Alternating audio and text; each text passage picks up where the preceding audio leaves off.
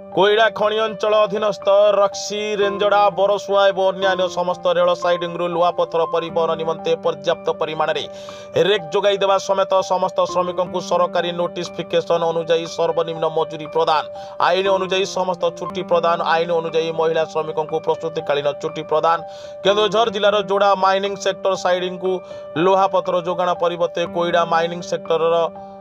पटासाई विमलागढ़ रेंजड़ा रक्सी बरसुआ और चांदीपोष railway siding को पर्याप्त लुहापथर जोगाइबा कोईड़ा माइनिंग सेक्टर में कार्य करुवा खनि कर्तृपक्ष स्थानीय बेकार युवक मानक नियुक्ति, समस्त श्रमिकों को ईएसआई पीएफए और अन्य समस्त वैधानिक सुविधा जोगाई देवा, समस्त श्रमिकों को मासिक 300 टंका यातायात भत्ता प्रदान, समस्त श्रमिकों को सुरक्षा उपकरण प्रदान, कार्यस्थल में आरओ पानीय जल पाइखाना और गाधुआघर व्यवस्था, खनि कर्तृपक्ष श्रमिक मानक परिवार को नहीं खेलकूद और सांस्कृतिक कार्यक्रम आयोजन, यूनियन सह आलोचना करी पार्श्व अंचल विकास कार्य तुरंत करने और आईन अनुजाई समस्त श्रमिकों को वेज स्किप प्रदान भली विभिन्न दाबी नहीं आज सीआईटीयू पक्षर धारणा जारी रही बेले बाणाई एसडीपीओ को बुझासुझा पर विधायक लक्ष्मण मुंडा, सीआईटीयू राज्य साधारण संपादक विष्णु महांती, सीआईटीयू राज्य उपसभापति प्रमोद सामल एवं बरसुआ धारणा बसी राज्य संपादक प्रभात पंडा, असित चौधरी, अमलेन भूया, हिचकल मुंडा, दुलार सिंह, प्रभु सिंह, नेल्सन मुंडा,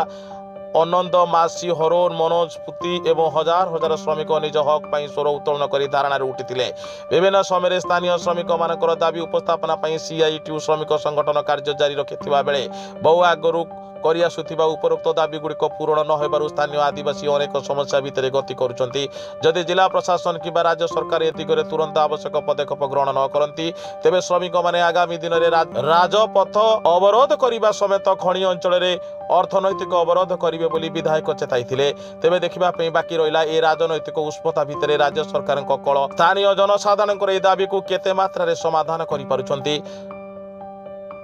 सुंदरगढ़ जिलार मुख्य प्रतिनिधि जितेन बारिकों रिपोर्ट, साई सत्य न्यूज।